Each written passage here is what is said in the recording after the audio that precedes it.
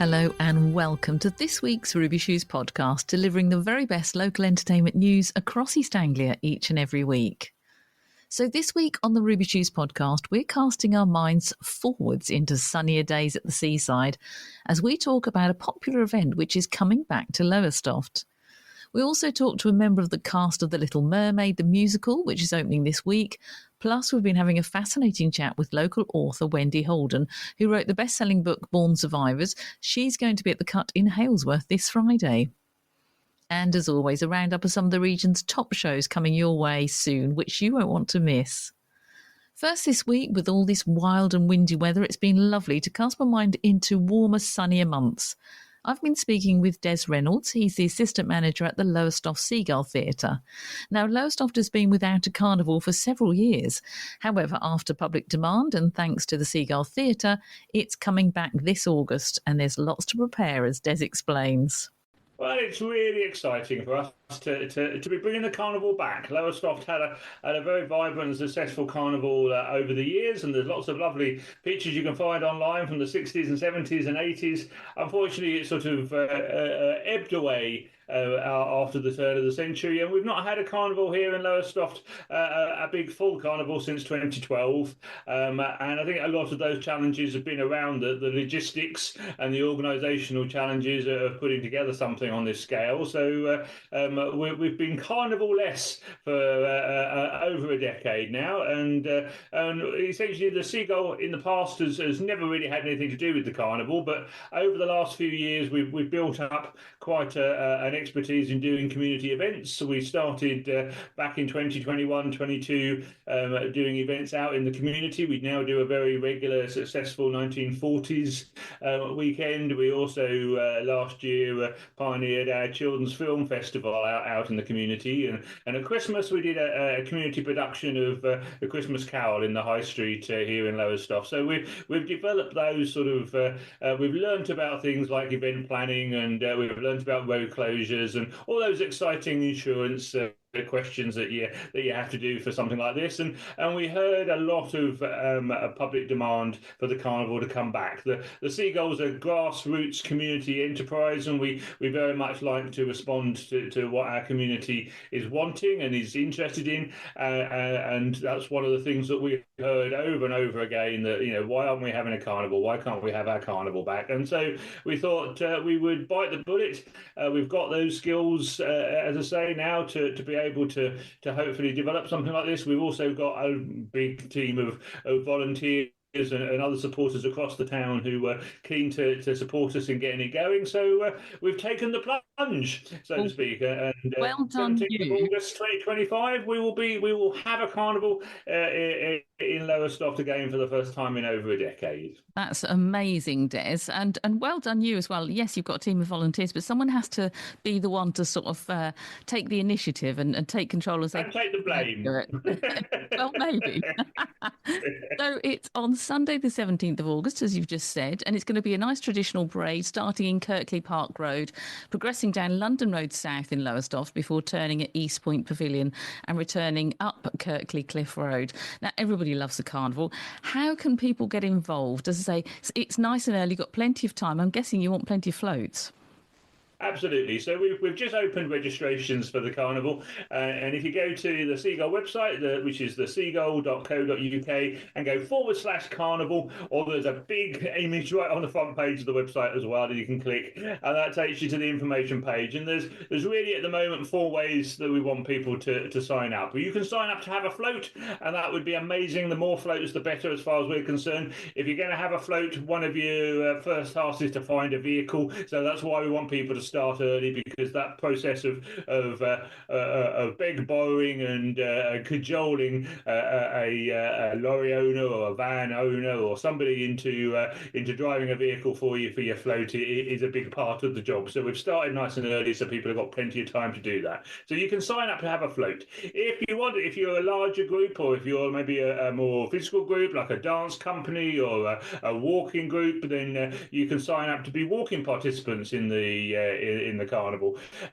Equally, if you want to wear a big costume, if you've been to Brazil and you've seen some of the big costumes they have in their carnival, or if you're in a band like a samba band or a marching band and you want to march in the parade, there's the opportunity to sign up for something like that as well. And then the other two, really important, we're looking for volunteers to be marshals. Something like a carnival needs a lot of people in high-vis jackets. As you can imagine, we've got a long route to have people safeguard. So we're looking for volunteers for marshals, and we're looking once again for people with vehicles. If you've got a vehicle that you'd like to take part and volunteer to make part of our procession, that's the word I was looking for, our procession, you can sign up on that same website. There are links on there to all 4 sign-up forms. And get registered today, get in there, get involved. We're really keen for Lowestoft to celebrate itself. The whole point of the carnival is for Lowestoft to celebrate all those wonderful charities, volunteers, not-for-profit organisations, and companies, all those people that Lowestoft relies on really to be such a vibrant and exciting town. And the carnival is about celebrating those. So we're going to have a theme of past and present, so you can celebrate a carnival float that maybe you made in the past, or you can think about what the future of Lowestoft looks like. You can decorate your float. It's a suitably broad theme. You can celebrate your float however you like. But the overarching part of the festival, part of the carnival, is that we love Lowestoft and we want everybody to celebrate it. Quite right too. It's a very, very lovely part. You've got the best beaches for a start, haven't you? Absolute glorious beaches in Lowestoft. And Lowestoft is massively blessed. We sit right between some of the most amazing beaches. At the other side, we've got the amazing Broads, so we've got the amazing Carlton Marshes, which are sites of scientific interest and beautiful wildlife. You couldn't ask for a nicer town to live in, and so that's what we're celebrating in our carnival. We love Lowestoft. And what is wonderful as well, there's no charge, is there, to take part in the carnival? Doesn't cost you anything. Free. Obviously, you've got your time to give, and if you're going to make a big elaborate float, obviously you might need some materials for that. But again, we're starting early enough so that people have got time to go beg, borrow. Please don't steal, but beg and borrow whatever you need. And will there be a prize for the best float? There is indeed going to be a competition for the best float, and we're currently talking about a few other side activities. No promises, but we're hoping maybe to have some sort of five-a-side tournament to go alongside it. We're hoping maybe to have a dog show or a dog Bonniest pet competition, that sort of thing. So there are some other bits, and don't forget, that's on the Sunday. The day before, on the Saturday, we will be repeating our young person's children's film theatre festival. So on Royal Green on the day before, there will be a whole range of absolutely free children's theatre activities and shows to watch, just as we did last summer. That's going to be repeated on the Saturday. And then on the Sunday, in the lead up to the actual procession, there will be music and activities again on the seafront here at Lowestoft. So we've got a whole weekend of entertainment that will be entirely free for people to come along and take part and enjoy themselves. Oh, Des, it sounds amazing. Well done to you. So that's Saturday the 16th for the Children's Theatre Festival, Sunday the 17th of August for the Lowestoft Carnival. Find out more by going to theseagull.co.uk. And Des, I wish you all the best for it. Keep in touch with us. Let us know how you're getting on, won't you? We will. There's more exciting news to be released over the next coming months, so you'll be hearing from us again. Wonderful. Thank you, Des. Really appreciate it. Lovely to talk to you as always. Thanks a lot. You keep safe. The Colchester Operatic Society are due to perform The Little Mermaid the Musical from Friday the 31st of January through to Sunday the 9th of February. Let them take you on an under-the-sea musical adventure following the timeless tale of Ariel, a spirited young mermaid who longs to be part of the human world. But transforming into a human will come at a price. Here to tell us more is Chloe Rivers-Wright, Suffolk Sound presenter and also a member of the Colchester Operatic Society. Welcome to the Ruby Shoes podcast, Chloe. Tell us first of all, what's your role with the society? Thank you, Steph. It's lovely to be here. So my role with the society is I'm in the show, The Little Mermaid, and I'm going to be playing Andrina, which, funnily enough, I'm wearing the hoodie that says her name, Andrina. Oh, yes. Very nice. Who's a Mer sister. She's sister to Ariel. She's the second eldest. And I also help behind the scenes with the marketing team with some of the like journalistic-y type, social, TikTok-y type things. Yeah, we help out. So I don't really know the story of The Little Mermaid. When my two were growing up, they'd just sort of grown out of Little Mermaid. So I missed it, and I don't have grandchildren. So tell us the story and tell us how Adrina comes into that story as the sister. What happens to... Well, tell me a little bit. Don't give the game away, obviously. No. Well, I mean, so many people do know the story, but if you don't, or, you know, it was when it first came out, it was 1989. Right? So I was 4, and I remember seeing it and thinking, that is my movie. And honestly, I'm now 41 in February, and it's still my favourite movie of all time. So this, for me, was the wildest, best thing ever. But yeah, the story is basically, it's a beautiful story, and the show follows the same original storyline. A young mermaid princess. She's the youngest of 7 sisters. And she meets she's really adventurous and inquisitive, and she hates, doesn't take no for an answer. And she meets a human prince and she basically is willing to give up her life to be with him. She falls in love with him, and she's only young. She's willing to give up her her tail to then have legs. And she also gives up her voice. Yeah, which as a modern day feminist, I'm like, no, thank you very much. But, harking back to when Disney movies were, classic, Disney movie love stories, of the time, it's just a wonderful story. And Andrina comes into it because she is a judgmental, I think I play her as a quite sarcastic, because I am quite sarcastic, older, judgy sister. Yeah. That's fair enough. Good, actually. Nice judgy sister. I've got judgy sisters. They wouldn't mind me saying that. It's fine. They're older. They're allowed to be judgy. It sounds brilliant. Tell me about the music as well, because it's a musical version, obviously. There's a lot of singing involved for you. So tell me how that's going and what's the music like? The music's absolutely beautiful. It's all done by backing track this time. Sometimes we have a live band, but this time we have a backing track because obviously we wanted it to be exactly the same, as all the songs that all the kids and the grown-ups and the grandparents and the aunties and the uncles that they'll know. So we've got the best songs, Under the Sea, Les Poissons, Kiss the Girl, all the best songs. And we've also got a couple of songs from the Broadway show as well, which lots of people might not have heard before. So it's kind of nice to bring that dynamic, to it. Oh, it sounds amazing. Singing's been great, yeah. And lots of swishy fishtail costumes, I'm imagining, as well. Exactly. I mean, when I first got the role, I was over the moon because it's obviously been my dream for ages to be involved in anything Little Mermaidy. And the costumes have been just at the forefront of my mind the whole time. And we've been rehearsing for 5 months now, I think. So it's obviously coming up to crunch time now. And we've only really just seen the tails. And it's just been like, the wigs, the tails, they're amazing. So, swishy tails, obviously, because we swim, we're meant to be swimmers. So we're having to kind of go on ballet feet and walk very tiny ballet steps. Our tails will be swishing there. We have like these amazing 3D mechanical tails almost. The costume designers, the wig designers are unreal. And everyone's a volunteer.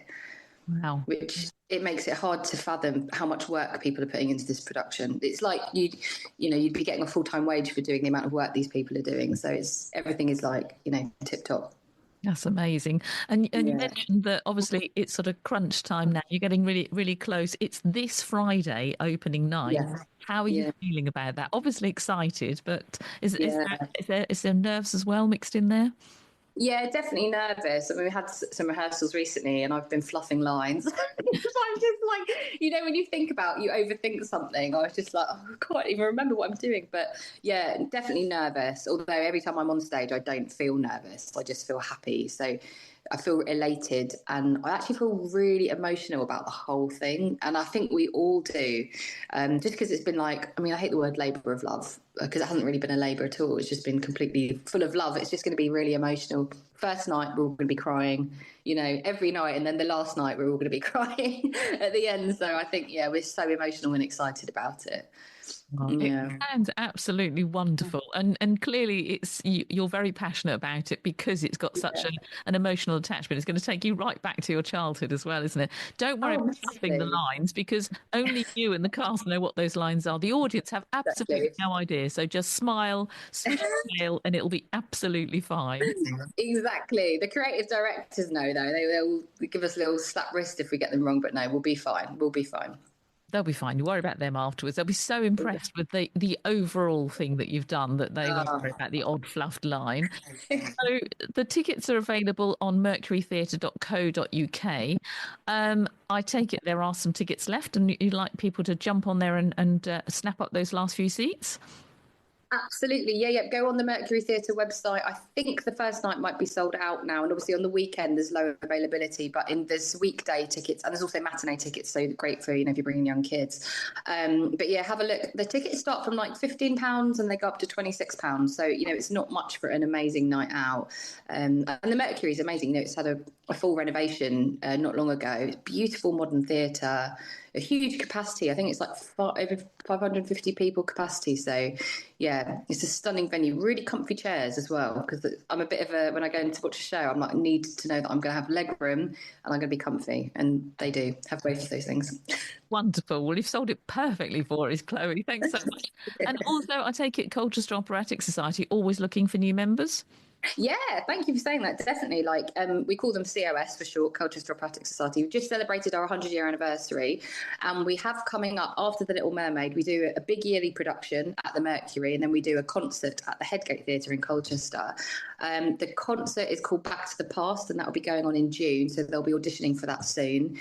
Our next big production at the Mercury will be Guys and Dolls, which will be brilliant. I will definitely be auditioning for that.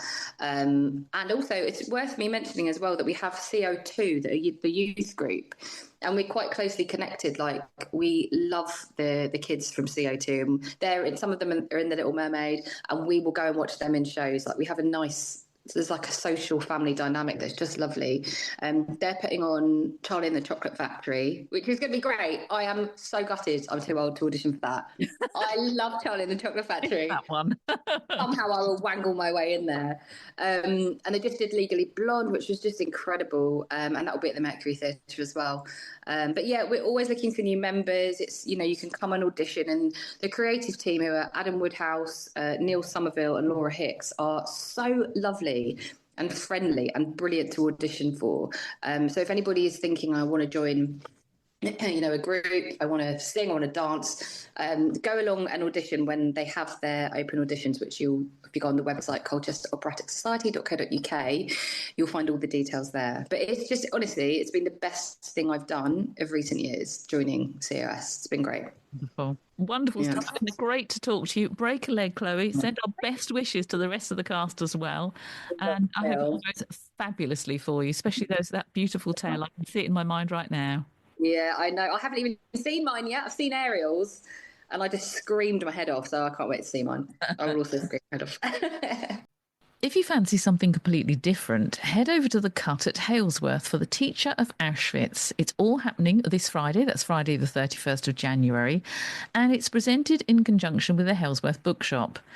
As the world marks the 80th anniversary of the end of World War II and the liberation of Auschwitz, local author Wendy Holden, who wrote the best-selling book Born Survivors, is going to be at the Cut in Halesworth to tell all about a remarkable young man, German, Jewish and gay, who risked his life daily defying the Nazis to protect thousands of children in his care. And Wendy joins me now to tell us more. Wendy, thank you so much for joining me for the Ruby Shoes podcast. Thank you for having me. Now, you're going to be in conversation with the former newsreader and BBC correspondent Robert Nesbitt, aren't you? Tell us about the evening and how it's going to all sort of play out on Friday. Well, the doors open at 6 o'clock and the bar opens then, so that's very important to know. And then I shall be on stage at 7 o'clock with Robert. It's a free event. It isn't ticketed. There are 210 seats. We're hoping that to fill it. We're hoping not to overfill it. So the advice is to get there early and have a drink and make sure you've got a seat. And Robert's going to be interviewing me about the book for about 45 minutes, and then we're going to do a Q&A. And then afterwards, I'll be mingling outside with people to talk to them and to sell and sign books. Sounds wonderful. I will just say people need to go onto ticketsource.co.uk/the cut, because although it's free, it'd be really, really useful for the venue to know how many people are coming. I wanted to ask you about the book, though, Born Survivors. What was the inspiration behind it? Born Survivors was an extraordinary story that came to me by chance, really. I was reading an obituary in a Canadian newspaper, actually. A friend of mine was the editor, and it was an obituary of a woman in her 80s who had died and had spent her life talking to school children about the Holocaust. And she had been in Auschwitz and gave birth to a child which was taken away, a baby was taken away and killed. And it occurred to me that I'd never read anything before about babies who survived the Holocaust, and I started to look for some. And then I came across these three. Initially, just the one, actually, Eva, and if she lived in Australia at that point, I'd have got on a plane to go and see her. But to my very good fortune, she lived in Cambridge, which is about an hour and a half away from me.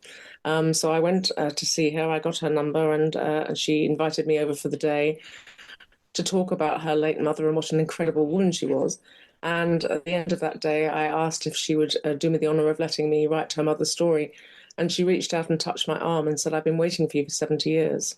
Oh. And then, of course, she told me that there were two other babies that had survived. Their mothers had been on the same journey. And that became Born Survivors. I felt I had to encompass all three. And that was published in 24 countries and translated into 16 languages. Wow. I mean, that's amazing. My late mother would be so impressed. She'd have loved to have shaken your hand. She was always very, very passionate that everybody knew what happened in the Holocaust. And as children, we were literally made to read about it. And if there was any documentaries on the television, we had to notice it, because it is something that's needs to always carry on through the generations so that we can perhaps learn from it. I do wonder, really, when looking at sort of the latest news, whether we are even learning from these. But all we can do is hope, isn't it? And give people that hope. And it must have. How long did it take to write a book like that? Because it must have really taken it out of you, I would think. Yes, it did. I met Eva in 2013. The book came out in May 2015, so that was always going to be my deadline, because all three babies were born in April 1945, in the waning days of the war. And so April, May 2015 was going to be the 75th anniversary. And we really had to, 70th anniversary. So we really had to produce the book then and release the book then. And we actually went to the camp, Mauthausen in Austria, and released it, published it there. That was the worldwide launch for it, which felt very appropriate and extremely poignant. And yes, you're absolutely right about continuing these stories. My father had fought the Japanese in Burma, and my mother lost a fiance parachuting into Arnhem. And I grew up with the same sort of respect for war and for keeping it very much in your heart and remembering what can happen when hate speech is allowed free rein. And of course, in the world that we live in at the moment, that's a really important lesson to take to the next generation. And I spend a lot of time talking in schools about compassion and tolerance and how to respect difference. Wow. You must be the busiest woman I think I've ever interviewed, Wendy. It's been a pleasure to talk to you. And it's lovely to see you on Zoom, because you're sitting completely surrounded by books. You have literally wall-to-wall books and a beautiful study behind you there. So obviously a huge book lover as well as an author. Is there another book, and is it something similar or something very different? Or have you literally said, I'm sort of, I'm done now? What sort of... No, after I wrote Born Survivors in 2015, I wrote another book called 100 Miracles about another survivor who survived 3 camps with her mother. She was a teenage musical prodigy. And then she had told me about Freddie Hirsch, and Freddie Hirsch is the subject of my current book, The Teacher of Auschwitz, and that's the one I'll be talking about at the cut on this Friday. And he is an extraordinary young man. Susanna, who I spoke to in Prague and worked with in Prague, and she was 90 years old. Very sadly, she died shortly after I finished working with her, and she never even saw her own book published. But she told me some extremely harrowing stories about what she had gone through in Auschwitz, in the ghetto, in slave labour, and ultimately in Bergen-Belsen. But when she spoke about Freddie, her whole face lit up, and I realised that he had given her an incredible amount of happiness in the middle of probably the worst place on earth, and I had to find out more about him. And that's what The Teacher of Auschwitz is about. This is an extraordinary young man named Freddie Hirsch. Oh, it's well, I love that because yes, we need to remember, but we also need to hear those kind of uplifting stories, and it will encourage other people to do some, fantastic and great things going forward. And that's what I love about a book, because, once it's written, once it's out there, those words, as you say, you're all over the world. These are going to inspire people, and it's really making a difference. So well done to you. Good luck for the event this Friday, Friday the 31st of January, is at the Cut in Halesworth, The Teacher of Auschwitz, with the lovely Wendy Holden, of course. And if you want to get those tickets, just a reminder, it's via ticketsource.co.uk/The Cut. It is free, and they would love you if you use the bar as well while you're there, and perhaps buy the books as well, because obviously the Halesworth bookshop are going to be there as well. And I'm sure Wendy would appreciate that. Thank you for your time today, Wendy. It's been a pleasure to talk to you, and good luck with it. Thank you very much. Here's some more great shows you just might want to check out.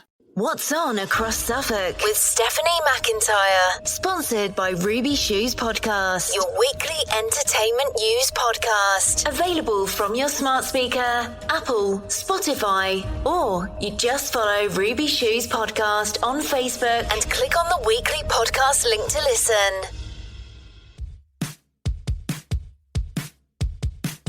There's a host of great shows on offer across Suffolk's magnificent theatres, and here's just a selection to tempt you.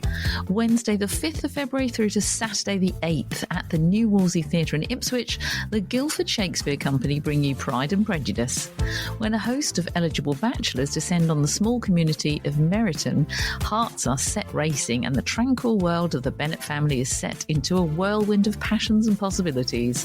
At the centre of all this excitement, the meeting of Lizzie Bennet and Mr. Darcy ignites one of the most famous love stories of all time. Abigail Pickard Price's uproariously funny adaptation sees 3 actors conjure 17 of Jane Austen's unforgettable characters to life in Guildford Shakespeare Company's fresh and genuinely romantic production of this beloved romantic comedy. For more information, go to wolseytheatre.co.uk. Thursday the 8th of February from 7:30pm at the Apex Theatre in Bury St Edmunds, Fairport Convention have been entertaining music lovers for over half a century, having formed in 1967. During that time, the band that launched British folk rock has seen many changes, but one thing has remained the same: Fairport's passion for performance. This tour presents a mix of long-established Fairport favourites and some surprises from albums old and new. The band features founding member Simon Nicol on guitar and vocals, Dave Pegg on bass guitar, Rick Sanders on violin, Chris Leslie on fiddle, mandolin and vocals, and Fairport will be joined on stage by former member Dave Mattox on drums. Tickets are selling fast, so grab yours by going to theapex.co.uk. Also on Thursday the 6th of February, this time in Sudbury at the Key Theatre from 7:30pm, Sherlock Holmes Strikes Back. Award-winning actor Jonathan Goodwin returns as super sleuth Sherlock Holmes. Be puzzled by the mysterious red-headed League. Then join Holmes as he matches wits with the nefarious Professor Moriarty and Colonel Moran. This original stage adaptation is based on the great Conan Doyle classics and is scripted by Jonathan Goodwin. For more information, go to keysudbury.com. Sunday the 9th of February from 2pm at the Spa Pavilion in Felixstowe, Ronnie, Reggie and Me.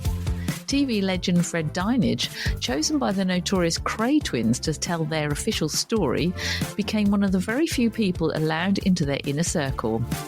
Fred gained an unparalleled insight into the real lives of the legendary kings of crime, and in this show he reveals stories and situations that have never been told publicly before. The show includes recordings he made while visiting Ronnie at Broadmoor. Join Fred in person as he discloses what it was like to venture into some of Britain's toughest institutions and meet the most foreboding twins in criminal history, who other journalists just couldn't get close to. You'll hear stories that fascinate and intrigue while learning about the gritty reality of being a gangster in the criminal underworld of the swinging 60s, from the only man they trusted to tell their tale. For your tickets, it's spapavilion.uk. And finally, tickets are selling fast for Jason Manford, who's coming to the Ipswich Regent Theatre on Thursday the 13th of February. Jason is back with his brand new live show, A Manford for All Seasons. I can tell you he's been very busy since his last smash hit stand-up show, but fans of his Absolute Radio show will know this internationally acclaimed comedian hasn't changed a bit. For your chance to grab those remaining few tickets, go to ipswichtheatres.co.uk. Don't forget, you can always get in touch with us via our Facebook page at Ruby Shoes Podcast. We love to hear about your forthcoming plays, your comedy nights, or any kind of show, festival or event in East Anglia you'd like everyone else to know about. Remember, you can always listen again to any of the Ruby Shoes podcasts via Apple or Spotify, or just simply click on the links on our Facebook page and follow us there too for all the latest entertainment news. I'm Steph McIntyre. Thanks for listening, and we'll chat more about live theatre and all kinds of entertainment next week. In the meantime, check out those socials at Ruby Shoes Podcast. You can find us on Twitter or X, Facebook and Instagram, and we'd love you to follow us there too. Make sure you have a great week.